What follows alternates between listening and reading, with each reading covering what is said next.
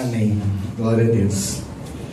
Jesus, ele vinha de uma sequência de milagres. O Evangelho de Marcos é um evangelho que narra muitos milagres de Jesus. Ele foi escrito praticamente para os romanos, e para os romanos trazer muitas referências sobre o Antigo Testamento, sobre profecias, não era interessante. Mostrar a autoridade, o poder de Jesus era interessante. Então Marcos, ele faz muito uso da narrativa de milagres de Jesus. Então, no primeiro capítulo, nós temos no capítulo 1, do 21 a 28, a cura de um homem possesso, que foi a uma sinagoga. Nós temos, no versículos 21 a 31, a cura da sogra de Pedro. Nós temos, no versículo 32 a 34, muitas outras curas e libertações. E no capítulo 1, ainda no versículo 40 a 44, a cura de um leproso. Nós temos uma sequência no capítulo 1 de vários milagres de Jesus, e a fama de Jesus em Cafarnaum, ela se expande de uma tal maneira que Jesus não consegue nem mesmo andar pelas ruas de Cafarnaum, de tão grande foi a fama que Jesus teve naqueles dias, por tantas curas e milagres e libertações que aconteceram naquele período, e Jesus se retira. Mas aí Jesus volta para descansar, e provavelmente casa de Pedro. E ali, Jesus estava ali para descansar, e as multidões foram até a casa. E Jesus ali falando na casa, mas as multidões do lado de fora. Você imagina uma casa pequena, talvez do tamanho, no máximo do tamanho dessa igreja. E a rua lotada de gente, e esse lugar aqui tomado de gente, gente se acotovelando de todas as maneiras, querendo ouvir o que está sendo dito aqui fora. Imagina se Jesus estivesse aqui e essa rua tomada de gente querendo entrar nesse lugar, e gente embarreirando a porta, irmãos aqui trancando a porta de uma maneira que ninguém mais pudesse entrar, até mesmo pela segurança de quem está aqui dentro. Mas naquele mesmo dia, alguém ouviu e falou para aquele paralítico de que Jesus, que havia feito todos esses milagres, Jesus que tinha libertado pessoas possessas, Jesus que tinha curado a sogra de Pedro, Jesus que tinha curado um leproso, estava naquela casa. E de repente, então, eu não sei se esse homem foi convencido a ser levado, ou se ele pediu para que alguém o levasse. Os evangelhos não narram isso. Mas o fato é que ele aceitou ser colocado sobre uma maca. Ele aceitou ser levantado em cima de um telhado. Ele aceitou ser descido por uma corda por entre os caibros daquele telhado. Ele aceitou ser movido daquela maneira e ser colocado diante de Jesus. Então nós temos 4 principais personagens nessa história. O primeiro personagem que nós temos é o paralítico. É um homem que estava paralisado desde a sua infância. Um homem que desde a sua infância dependia dos outros para tudo. O paralítico era um homem sem movimento. Na história, um homem sem nome. Um homem sem voz. Com barreiras físicas. E até barreiras espirituais, porque nas suas condições ele não podia frequentar o templo. Esse homem, ele estava numa condição que tudo para ele dependia de todos. A sua dependência era total. E ele narra nessa história a figura de todos os pecadores. Porque um pecador, ele não é nada mais do que alguém paralisado em sua fé. É alguém sem capacidade de poder alcançar a Deus sozinho.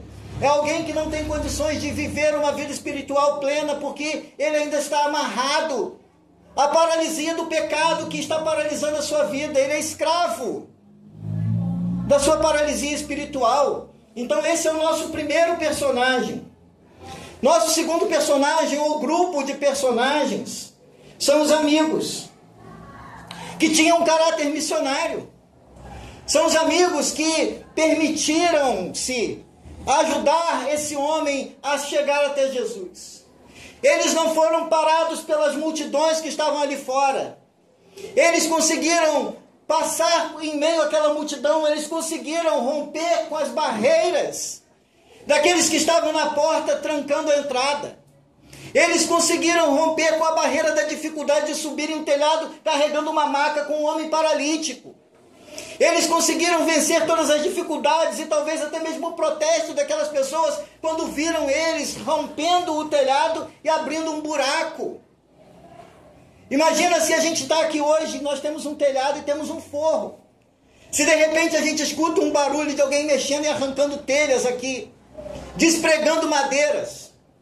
Com certeza alguém ia subir e falar, deixa eu ver o que está acontecendo aqui. Você está maluco, rapaz? Você está tirando essas telhas aí para quê? Para fazer esse homem entrar aqui, porque a gente tem que levar ele à presença de Jesus. Tem que imaginar essa cena. Nós estamos aqui reunidos nessa noite, e de repente alguém começa a mexer nas telhas, começa a tirar madeira, pegar um martelo, bater, e de repente começa a arrancar o forro, para descer uma pessoa bem aqui no meio. É uma cena forte, uma cena que fixa na nossa mente de uma maneira que é algo improvável. Mas o improvável não paralisou esses homens fizeram esse homem descer na presença de Jesus. O terceiro grupo eram os líderes religiosos. Aquelas pessoas que vinham de longe não para aprender de Jesus, não para ouvir alguma coisa com Jesus, não para serem instruídos por Jesus, mas sempre para trazer críticas. Os líderes religiosos, eles podem ser hoje manifestados de diversas maneiras. São pessoas que quando você fala a respeito da fé em Jesus, elas dizem assim, nada, todos os caminhos levam a Deus. Ou quando alguém traz uma outra religiosidade que não é uma religiosidade sadia, bíblica, que produz vida, que faz com que a gente possa crescer na presença e na graça de Jesus. E quantas pessoas hoje manifestam uma religiosidade vazia, fluida, que não produz crescimento, que não produz saúde espiritual e que não nos leva a Deus, esse terceiro grupo. E o quarto personagem, o principal de todos, Jesus, que é onisciente, ele sabia do tempo que esse homem sofria, que sabia das dores, que sabia das dificuldades, que quando aquele homem desce diante dele, ele não vê apenas um paralítico, mas ele vê mais um entre os milhares e milhões e bilhões de pecadores que estão sobre essa terra. Era mais um. Como eu e você já fomos e somos pecadores. Mas existe uma diferença entre o pecador redimido e aquele que ainda não foi resgatado do seu pecado. Aquele homem precisava ser resgatado. Aquele homem, quantas vezes, além de sofrer uma paralisia e ter todas as dificuldades, alguém dizia, você está sofrendo assim porque você é um pecador. Mas Jesus olhou para aquele homem e falou assim, hoje essa história encerra. Hoje essa história muda. Hoje isso muda na vida desse homem, e isso hoje pode mudar na sua vida, se hoje você está olhando para você e dizendo, até hoje eu tenho sentido no meu coração a dor do pecado. Porque quando Jesus vê aquele homem descendo, em primeiro lugar ele vê a necessidade de perdão que aquele homem tinha. Jesus então era onisciente. Ele sabia também o pensamento daqueles homens, porque quando aqueles homens estavam ali, dizendo, quem é esse que tenta perdoar pecados? Porque só Deus pode perdoar pecados. Mas Jesus também era onipotente, porque ele tanto tinha poder para perdoar pecados, como tinha o poder para dizer àquele homem, levanta e anda. E é esse Jesus amoroso, é esse Jesus misericordioso, que ele próprio se apresenta como o Filho do Homem.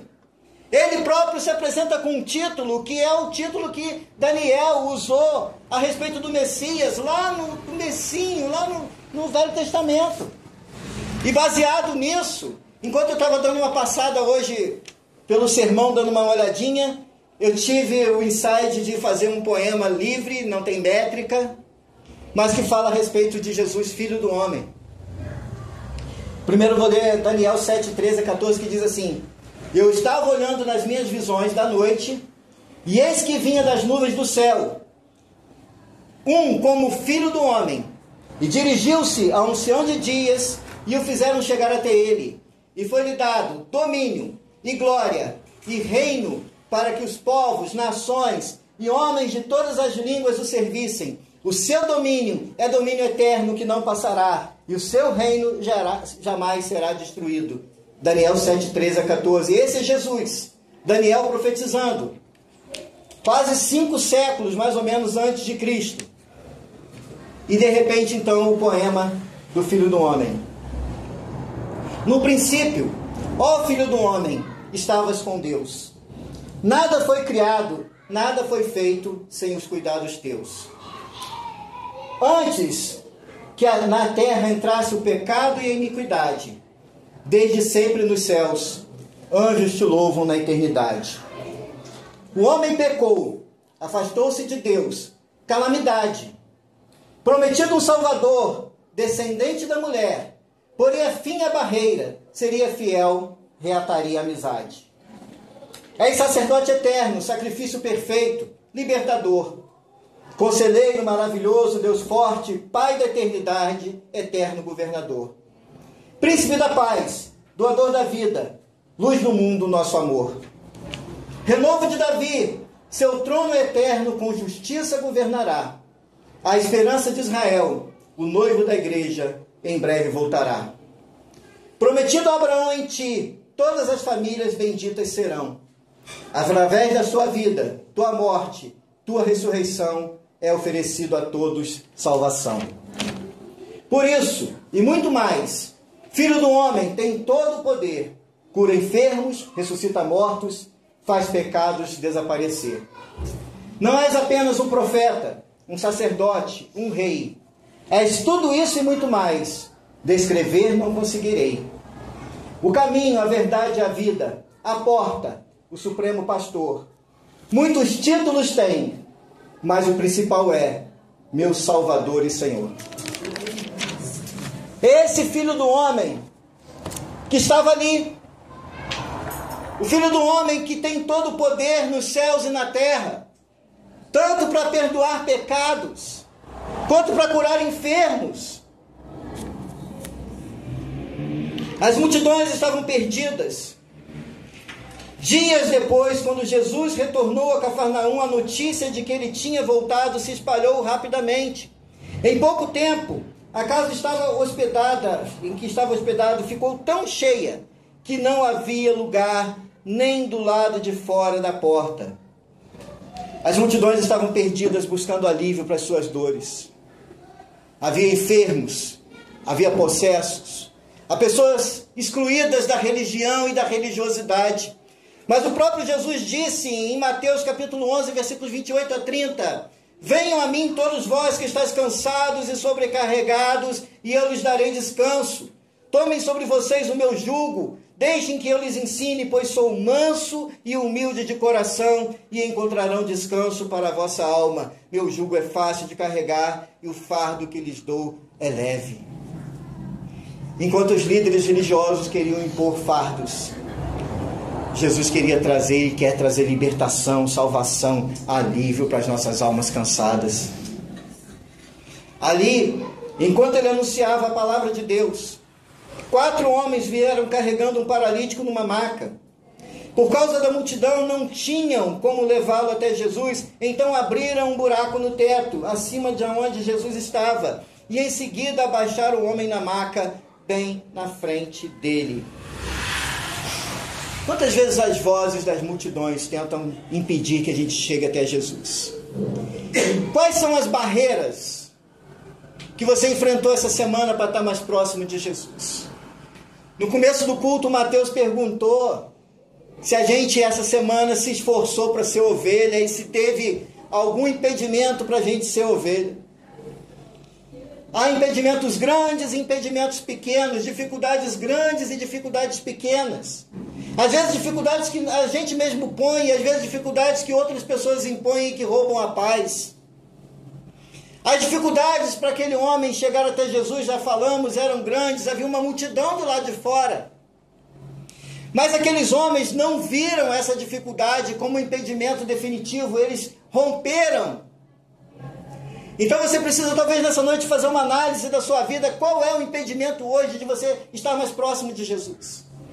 Qual é a barreira que está te impedindo de se santificar mais, de orar mais, de ler mais a Bíblia, de buscar mais a presença de Deus? Qual é o impedimento?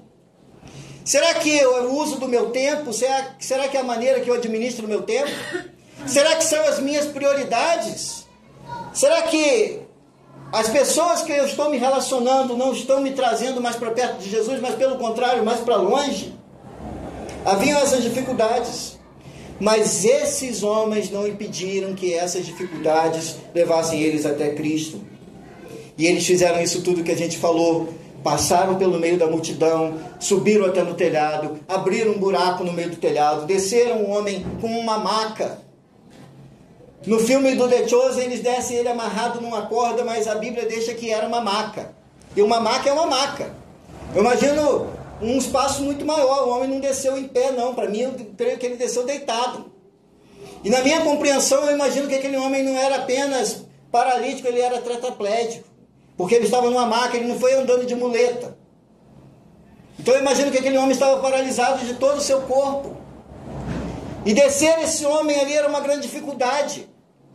E quando esse homem chega na presença de Jesus, o que era esperado? Que Jesus colocasse as mãos sobre ele e dissesse assim: levanta e anda. Era esperado que Jesus estendesse uma palavra para ele e falasse assim: levanta e anda.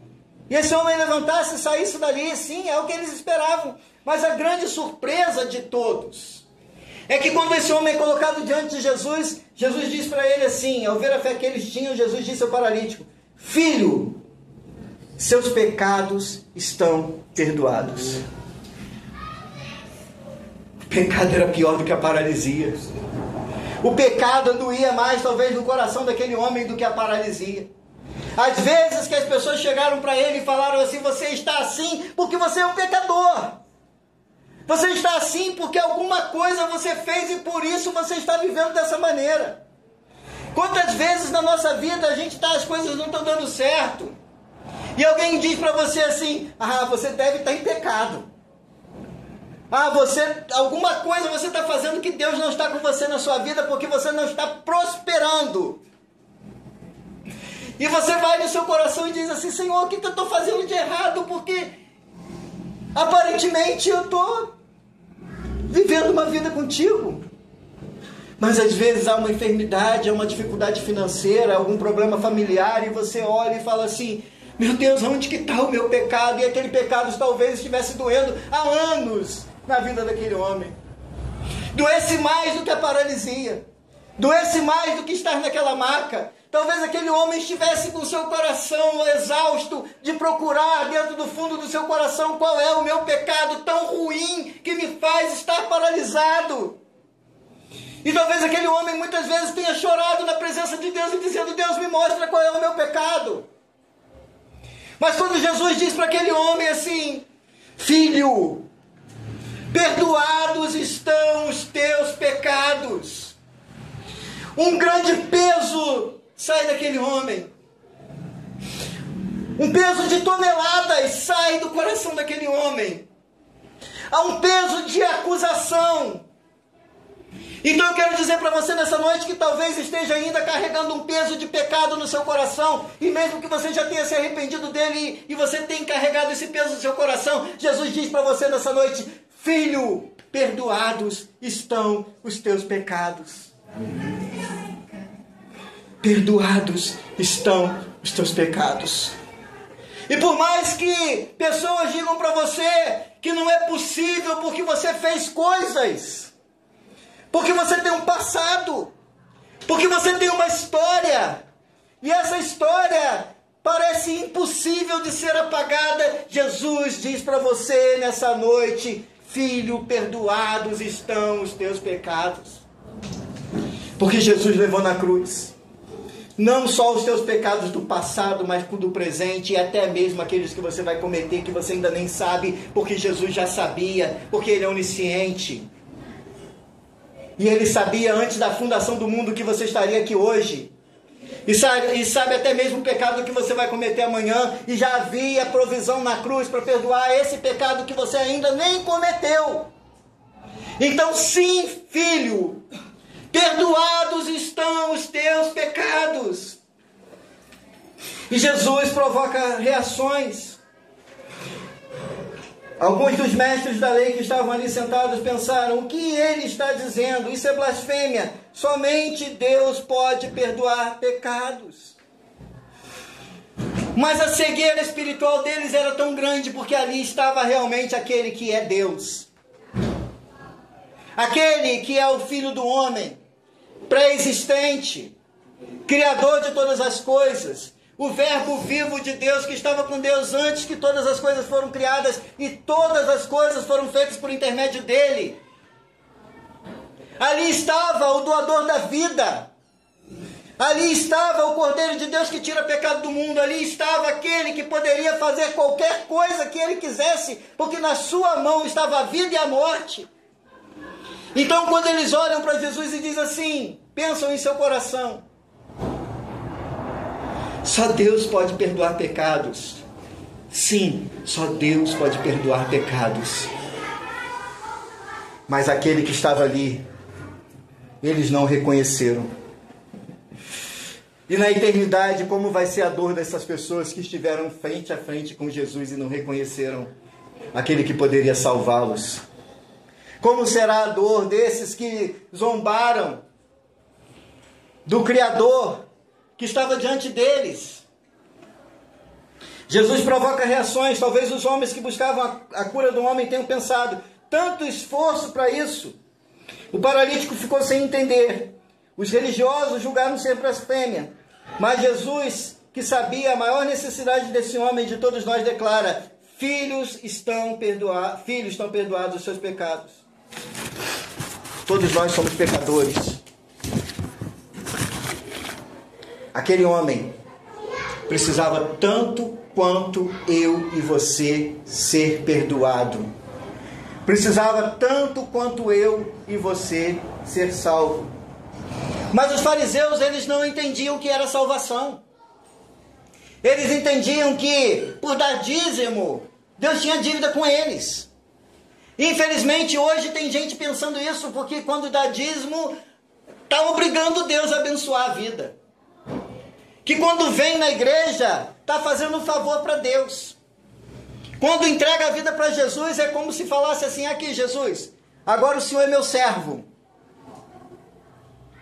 Os religiosos achavam que estavam cumprindo a lei e sendo salvos por eles mesmos, mas eles não entendiam os princípios principais da lei, que era o amor e a misericórdia. E por isso eles não podiam ser salvos e não podiam entender aquele homem ser salvo. Não podiam entender aquele homem ser perdoado. E talvez alguém não esteja entendendo você ser salvo e perdoado, olhando para o seu passado. Mas é Jesus que está te perdoando, é Jesus que está te salvando. Aquele homem teve um processo de salvação e cada um tem um processo de salvação. Talvez alguém aqui possa ter tido um processo de salvação, de libertação de vícios. Talvez alguém aqui tenha se libertado de uma religião maluca, doida. Talvez alguém aqui tenha sido criado no Evangelho e teve que encontrar Jesus em alguma situação de crise da vida. Mas todas as pessoas tiveram um encontro com Jesus, um encontro salvador, e esse homem não foi diferente. A gente não encontra esse homem dando uma única palavra. A gente não encontra esse homem fazendo nenhuma declaração pública de fé. Mas existe um processo de salvação que ninguém que é salvo escapa, e esse homem, analisando esse texto, a gente encontra esse processo.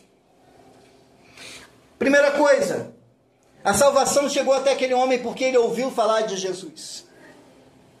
É a primeira coisa do processo, ouvir a pregação. Esse homem ouviu falar de Jesus. E se ele ouviu falar de Jesus e se dispôs ou se permitiu chegar até Jesus, porque ele estava disposto a ouvir as palavras de Jesus. Romanos 10, 13 a 15 diz assim: pois todo aquele que invocar o nome do Senhor será salvo. Mas como poderão invocá-lo se não creram nele? E como crerão se jamais tiverem ouvido a respeito?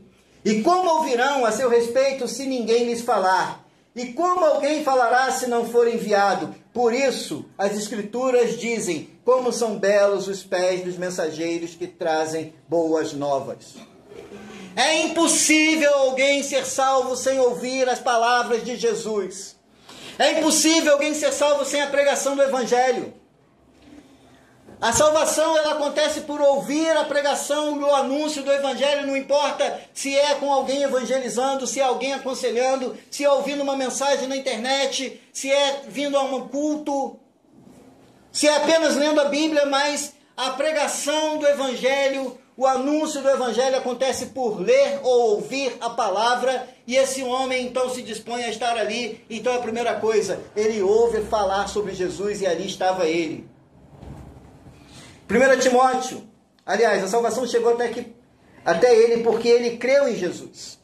Ele aceitou ser colocado em uma maca, transportado por cima de um telhado, descido por cordas, só para estar perto de Jesus. Isso é fé. E fé é dom de Deus.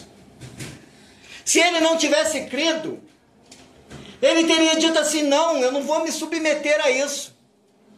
Se ele não tivesse crido, ele teria dito: pode parar por aqui, não dá, fica quieto, vamos embora para casa, esquece. Mas ele aceitou o processo. Por ele ter aceitado o processo, é porque ele creu. É porque ele permitiu ser colocado diante de Jesus, porque ele sabia que Jesus tinha poder para curá-lo, para salvá-lo.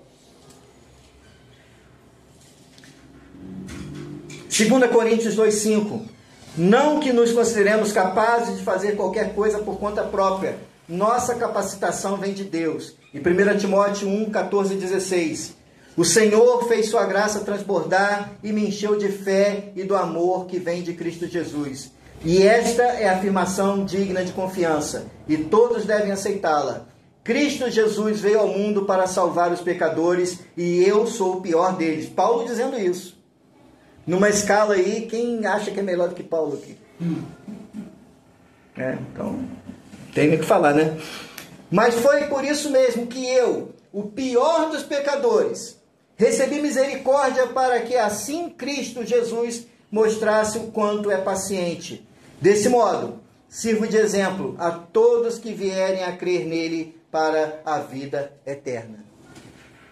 Paulo está dizendo: olha, meu testemunho é um testemunho de alguém que perseguiu o evangelho, que permitiu, que foi cúmplice da morte de servos de Deus, perseguidor da igreja de Cristo, um homem violento,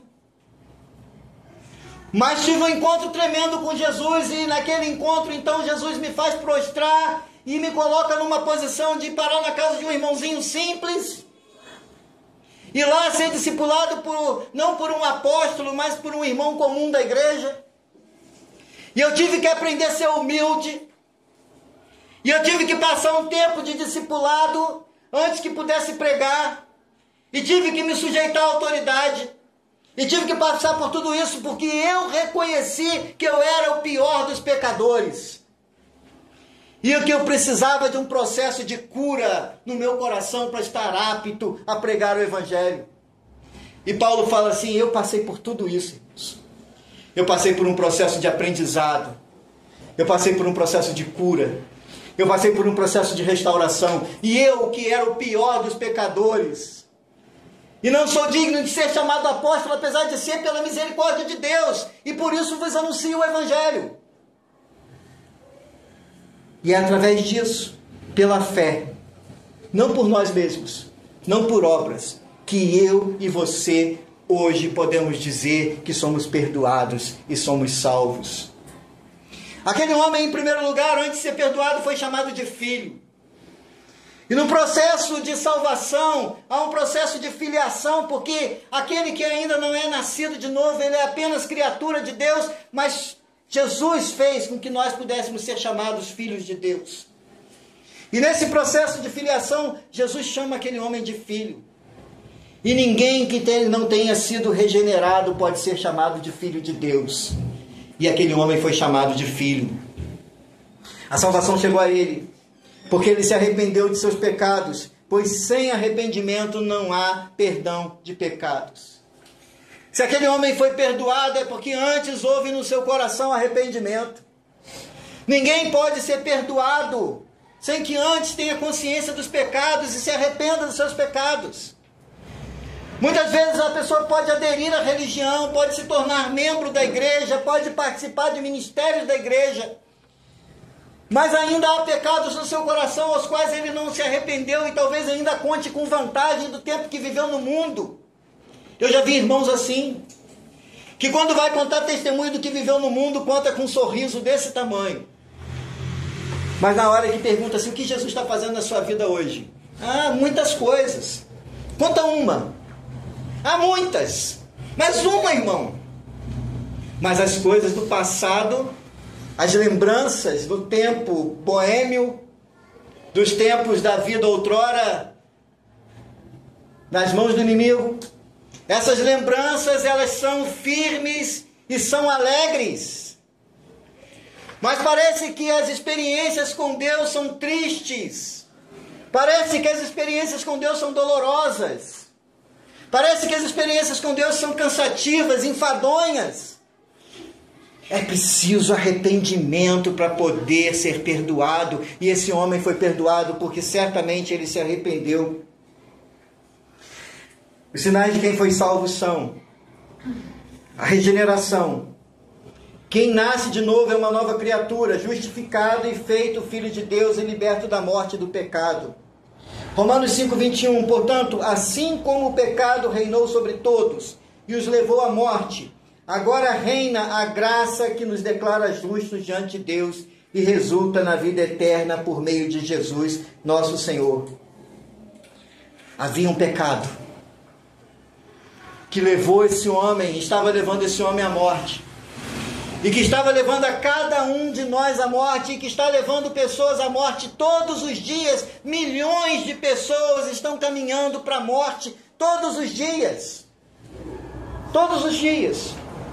Portanto, assim como o pecado reinou sobre todos e os levou à morte, agora o que reina na sua vida?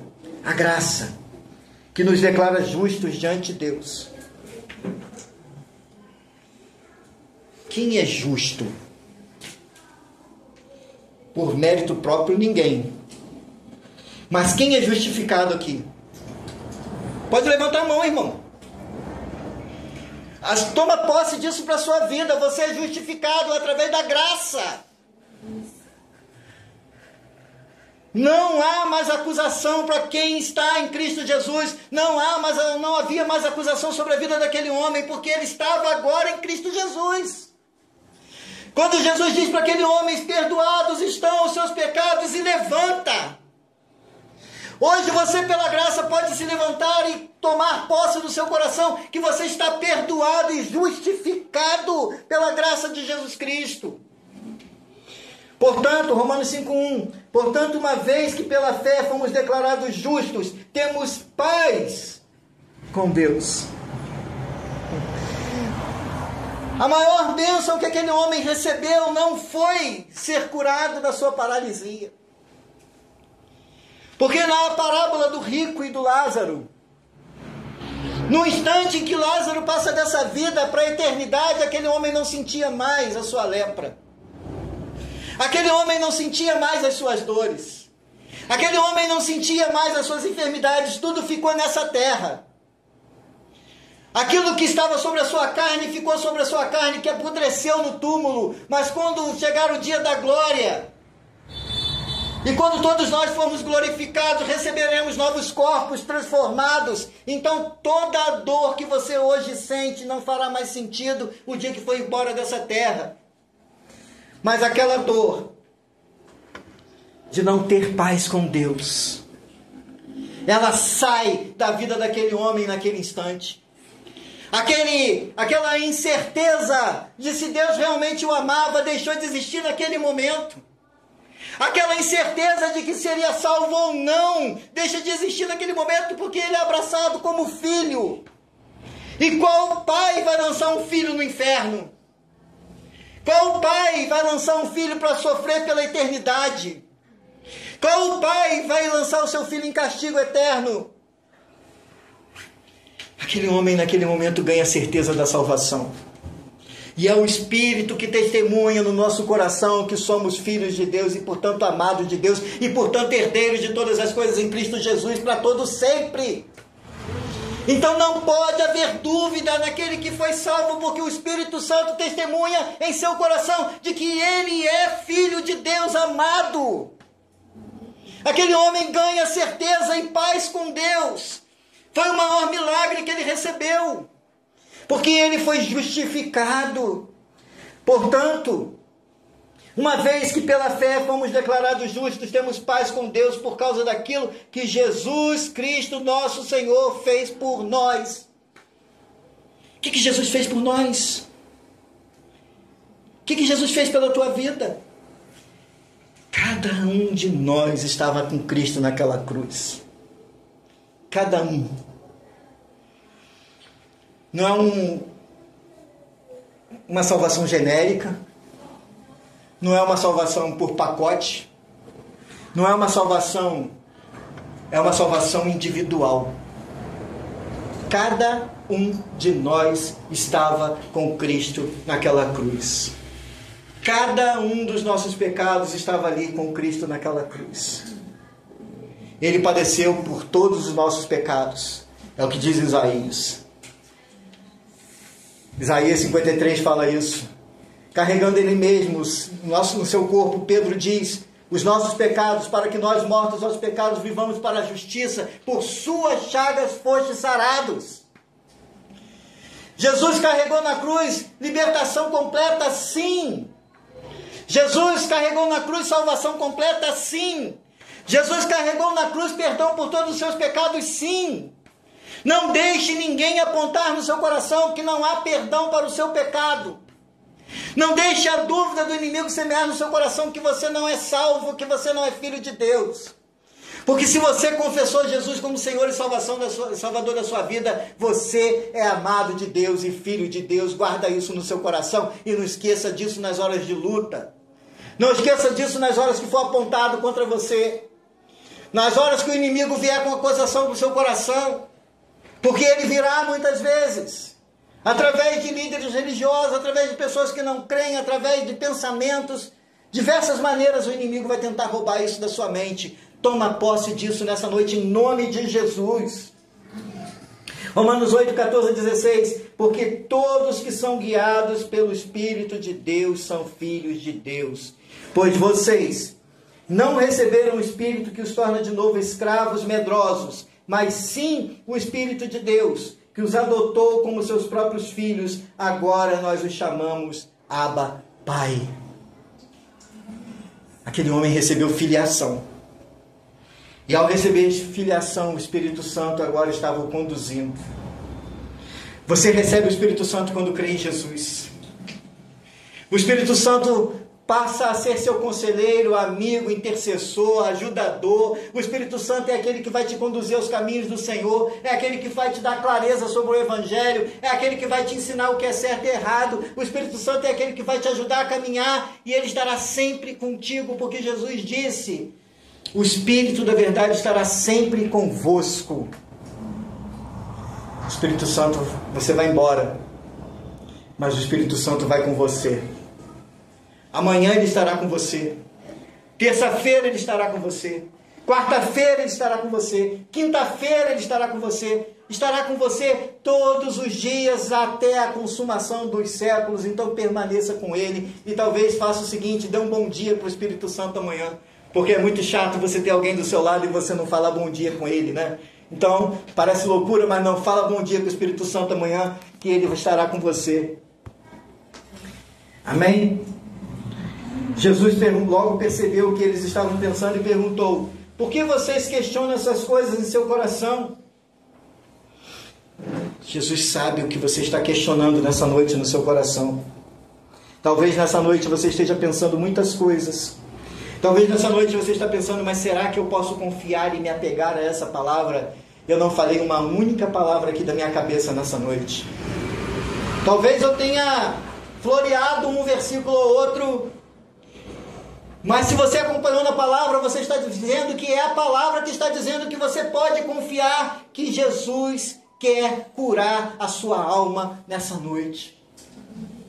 Quer curar a sua incredulidade, que você muitas vezes pensa que você não basta para Deus. Talvez você tenha pensado muitas vezes, será que eu sou apto a estar na presença de Deus? Eu quero te dar duas notícias. Primeiro, por você mesmo não. Mas Jesus rasgou o véu de alto a baixo quando ele brada da cruz, está consumado. Aquele acesso que só os sacerdotes tinham através do sacrifício de animais, cessa naquele momento e agora o véu é aberto. E o tabernáculo, que tinha várias coisas, que eram sombras daquilo que Cristo seria. O tabernáculo, que era apenas a figura e a representação de algo que seria maior, em Hebreus fala disso de capa a capa, do primeiro versículo ao último versículo. Jesus é a nova aliança. As coisas velhas passaram, eis que tudo se faz novo quando Cristo ressuscita. E é inaugurado um período da graça, onde nós temos acesso à presença de Deus. Então faça bom uso disso, porque aqueles que viveram antes disso clamaram e desejaram isso tantas vezes. Tantas vezes aqueles que viveram antes ansiaram por esses dias. Os profetas que profetizaram e falaram dessas coisas, todos eles, sem exceção, poderia falar Isaías, poderia falar Ezequiel, Jeremias, Amós, Obadias, poderia falar de todos eles, que falaram dessas coisas, desse tempo, e falaram assim, como eu gostaria de viver nesse tempo.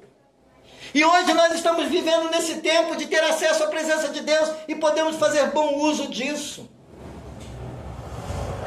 O que é mais fácil dizer ao paralítico: seus pecados estão perdoados, ou levante-se, pegue a sua maca e ande. Mais, eu lhes mostrarei que o Filho do Homem tem autoridade na terra para perdoar pecados. Se o Filho do Homem, na terra, antes de consumar seu sacrifício na cruz, disse, tem autoridade para perdoar pecados, quanto mais hoje é sentado à destra de Deus e tendo comprado as nossas almas para o Pai, hoje Ele pode dizer, perdoados estão os teus pecados.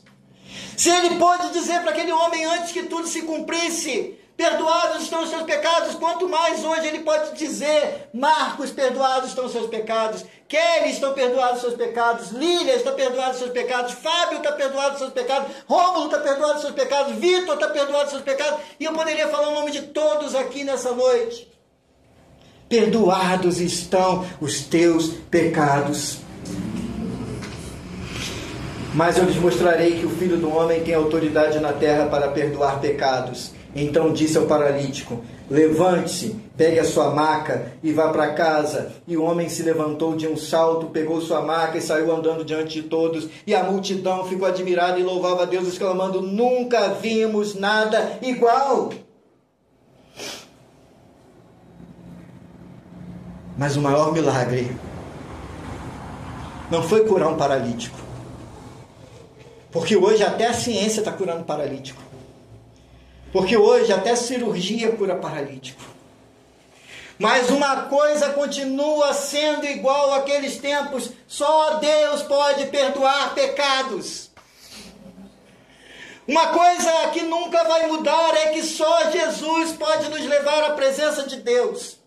Uma coisa que a ciência pode fazer o que quiser, ela nunca vai conseguir é levar a tua alma ao céu. Uma coisa que nenhum ser humano, qualquer um, pode fazer é garantir a salvação. Mas é Jesus que pode perdoar os seus pecados. Então nessa noite eu quero te convidar a levantar. Se coloca de pé. E da mesma forma que você levantou, levanta a sua fé nessa noite. E se há alguém nessa noite ainda com dúvidas, vamos orar.